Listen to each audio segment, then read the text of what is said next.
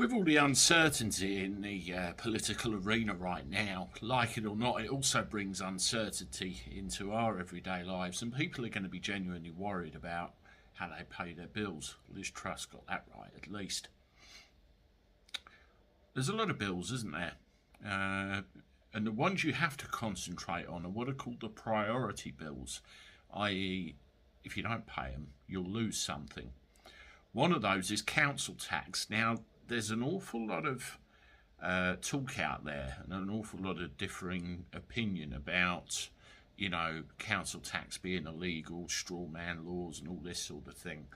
Now, all right, I get where you're coming from, but unfortunately, you have to work within the law that they're telling you exists rather than, what actually is the truth of the matter. And one of the things I want to share with you is a little something I found called Section 13A.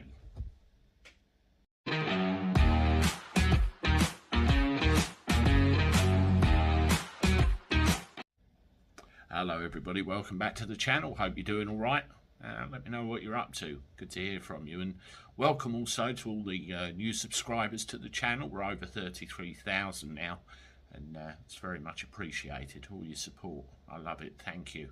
Well, Section 13A, what is it? Let me tell you a story.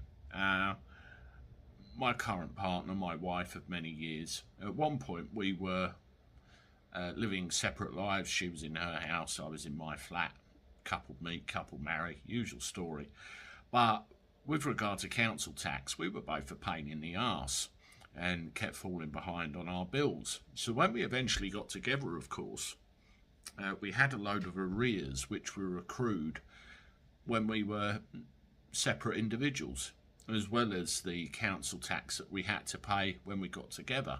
So effectively we had 3 separate council tax accounts we had to pay. Councils have a very stringent rule system by which you will pay it at the amount they pay it when they tell you to pay it, or else. And people get backed into a corner and end up in financial difficulty and financial harm because they just try and do what the council tell them to do. It doesn't always work.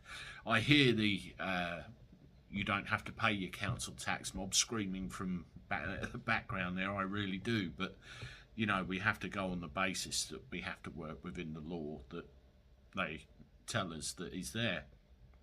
Well, all is not lost. There's a thing called Section 13A. Every council has a Section 13A officer. Now, Section 13A grants a council, or a local authority, if you will, discretionary powers to act in a certain way depending on your circumstances.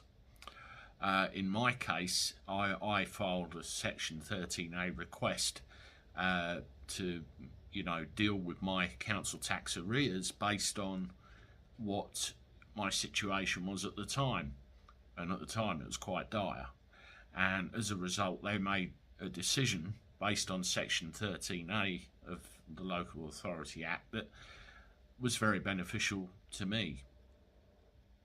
That doesn't mean everybody's going to get a beneficial result. You may get a reduction, you may get it ripped up, but if you are listening to this and you are in that kind of trouble, then you can put a Section 13A request into your council and say, look, I'm in trouble, I need you to exercise your discretionary powers here, this is why, provide evidence, and then see what they do. And you'd be surprised. Now, this is a little introduction to that, and I'm going to do a live stream along with something on card debt and everything in the next couple of weeks. I keep saying I'm going to do them, and I will. I promise they're coming, all right? Anyway, comments below if you need to know anything. I look forward to seeing you again soon, and there'll be a live stream for the members of the channel at 9:15. Toodaloo.